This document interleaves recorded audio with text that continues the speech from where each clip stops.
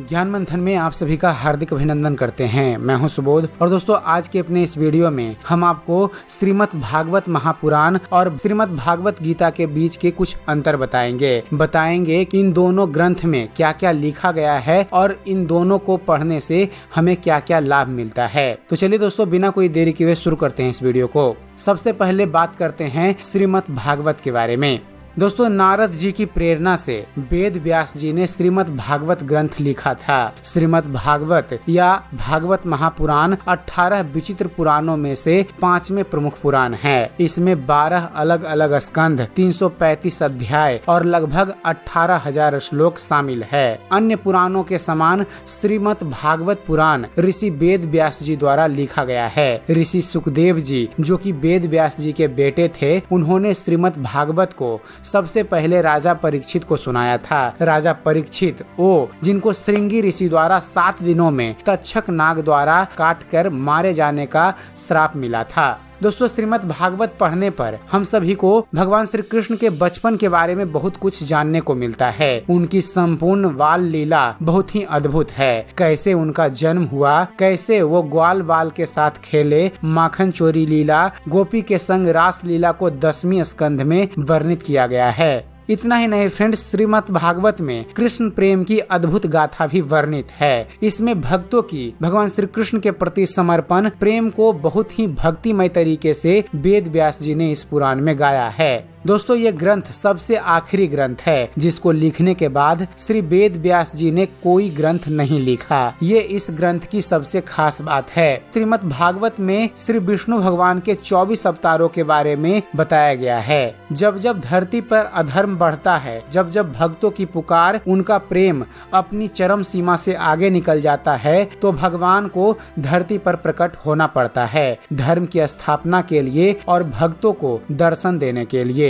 दोस्तों श्रीमद् भागवत में भगवान श्री कृष्ण के जीवन के सारे लीलाओं के बारे में लिखा गया है, या ये कह सकते हैं कि श्रीमद् भागवत भगवान श्री कृष्ण का जीवन है और श्रीमद् भागवत कृष्ण की व्यक्तिगत डायरी भी है। इसमें बताया गया है कि वृंदावन प्यार की भूमि कैसे है। और अब बात करते हैं कि क्यों पढ़ना चाहिए हम सभी को श्रीमद् भागवत। दोस्तों आज हमारा जीवन बहुत ही व्यस्त हो गया है। ऐसा नहीं कि पहले के लोगों का जीवन व्यस्त पूर्ण नहीं था। उनके जीवन में व्यस्तता होने के साथ ही धैर्य संतोष भी था, पर समय बदलता गया और हमारी जरूरतें भी बदलती गई। समय हमेशा एक जैसा नहीं रहता, परिवर्तन ही नियति का नियम है। आज हम जीवन जीने का ढंग भूलते जा रहे हैं। श्रीमद् भागवत हमें सही जीवन जीने का ढंग सिखाती है। दोस्तों श्रीमद् भागवत में इसका बहुत ही अच्छा प्रमाण मिलता है और इसमें बहुत ही अच्छी सीख भी है। प्रेम सृष्टि का आधार है और स्वार्थ इंसान को विनाश की तरफ ले जाता है। इस ग्रंथ में लिखा गया है कि केवल श्वास लेना ही जीवन नहीं है, कर्तव्य पूर्ण कर्म में ही जीवन है। श्रीमद् भागवत हमें बार बार मरने से बचाती है। जब तक हमें जीवन का परम लक्ष्य नहीं समझ आता, तब तक बार बार हमें जन्म लेना पड़ेगा। दोस्तों श्रीमद् भागवत पढ़ने से आपको यह शिक्षा मिलती है कि जब सब साथ छोड़ देते हैं, जब आप अपना सब कुछ उस पूर्ण परमात्मा पर छोड़ देते हैं, तब भगवान श्री कृष्ण आपके कष्टों का पहाड़ उठा लेते हैं और आपकी हर परिस्थिति में रक्षा करते हैं। दोस्तों श्रीमद् भागवत में आपके सभी प्रश्नों का जवाब है। बस वो नजर होनी चाहिए, वो समझ होनी चाहिए जो उसे समझ सके, जो उनकी कृपा से ही संभव है। और दोस्तों अब बात करते हैं श्रीमद् भगवत गीता की। दोस्तों महाभारत के भीष्म पर्व के 6वें भाग का हिस्सा है श्रीमद् भागवत गीता। भगवत गीता में 18 छोटे अध्याय हैं और 700 श्लोक हैं। यह ऋषि वेद व्यास जिन्होंने पूरे महाभारत की रचना की थी, उन्हीं के द्वारा लिखा गया था। युद्ध के मैदान पर भगवान श्री कृष्ण ने अर्जुन को गीता का जिक्र किया था। महाभारत के अनुसार भगवान कृष्ण ने उस समय को रोक दिया जब महान युद्ध महाभारत शुरू हो रहा था और गीता को अर्जुन से मानसिक रूप से अस्थिर करने और बहादुरी से लड़ने के लिए पर्याप्त कुशल बनाने के लिए सुनाया था। और अब बात करते हैं कि क्यों पढ़ने चाहिए हम सबको भगवत गीता। दोस्तों, एक दिन पहले अर्जुन युद्ध में जाने के लिए सभी पहलुओं में तैयार थे, लेकिन कुरुक्षेत्र अर्थात युद्ध स्थल में प्रवेश करते समय उनका गंभीर दिमाग उलझन में उलझ गया, क्योंकि वह जिन लोगों के साथ लड़ने जा रहे थे वे अपने रिश्तेदार और शिक्षक थे। इसलिए उनका मनोबल गिरने लगा और वह युद्ध करने से इनकार करने लगे। तब भगवान श्री कृष्ण ने अर्जुन को भगवत गीता का दिव्य ज्ञान दिया था। दोस्तों, भगवत गीता पढ़ने से पहले आप अपने आप को जांचें कि क्या आपके पास इन सभी संदेहों का उत्तर है, और यदि नहीं तो आपके पास गीता पढ़ने का एक कारण है।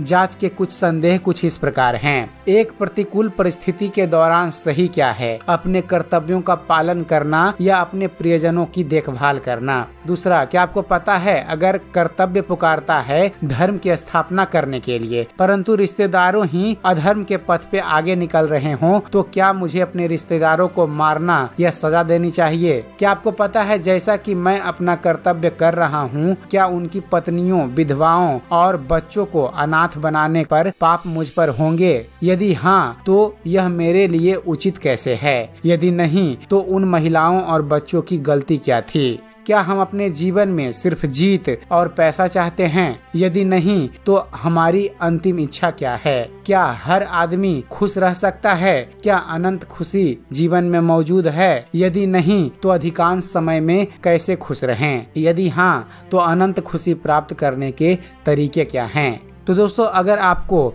इन सभी पर संदेह है तो आपको भगवत गीता जरूर पढ़नी चाहिए, क्योंकि भगवत गीता में आपको इन सभी का उत्तर मिलेगा। तो उम्मीद करते हैं फ्रेंड्स आप सभी को हमारा ये वीडियो पसंद आया होगा। अगर वीडियो पसंद आया हो तो वीडियो को लाइक और शेयर करना ना भूलिएगा। और दोस्तों, ऐसे ही धर्म और इतिहास से जुड़े हुए ज्ञानवर्धक वीडियो देखते रहने के लिए आप हमारे इस चैनल ज्ञान मंथन को सब्सक्राइब करना ना भूलिएगा। आप हमारे इस चैनल को सब्सक्राइब कीजिए और हम आपके लिए ऐसे ही इंटरेस्टिंग वीडियो लेकर आते रहेंगे। तो फिर जुड़े रहिए हमारे चैनल के साथ और देखते रहिए, जानते रहिए। धन्यवाद।